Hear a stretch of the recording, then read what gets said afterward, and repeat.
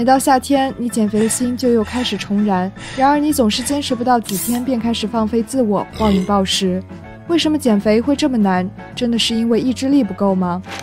你减肥失败其实并不是因为你懒，而是身体在和你做对抗。你们之间的战争首先发生在大脑，大脑中的下丘脑拥有着控制你进食的总开关，来自不同部门的激素和神经肽都会通过下丘脑影响你的食欲。它们一部分激活饥饿开关，另一部分则发出饱腹指令。比如胃肠道中的胃饥饿素会在你能量消耗殆尽时分泌，提醒大脑需要吃东西。在你进食后，脂肪组织中的瘦素则会增多，告诉你目前的脂肪储备已够，可以住嘴了。你的身体就是在这种动态的变化中保持食物摄入与能量消耗的收支平衡。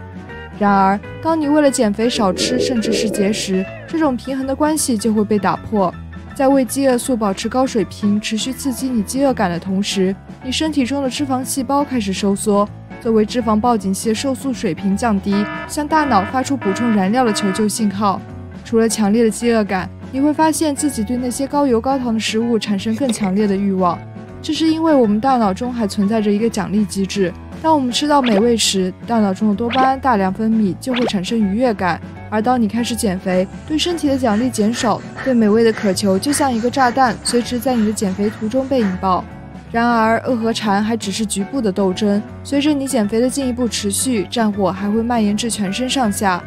由于长期少吃多动产生了热量缺口，身体会以为你遇到了饥荒，便启动智能省电模式，减少不必要的能量消耗，让你变得无精打采，体温降低，心率下降。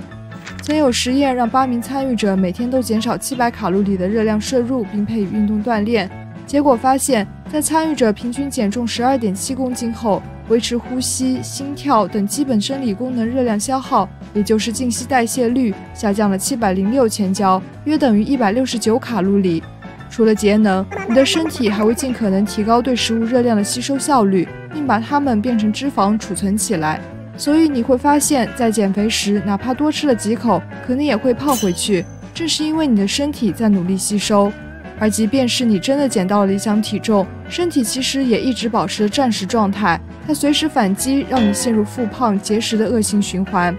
数据显示，超过一半的减肥人士在2年内恢复了原有体重，而5年后，这一数值则超过了80%。这是因为经历过减肥的人会比正常人更难抑制食欲。有研究发现，参与者在停止减肥1年后，促进食欲的胃饥饿素含量仍要比标准水平要高，并且在很长一段时间里，减肥过的人日常热量消耗也会比相同体重的人更低。一档减肥节目中的14位参赛者，经过6年时间，几乎全都复胖了。然而，他们每天身体的消耗量都要比相同体重的人平均少499卡路里，想要减肥变得更加困难。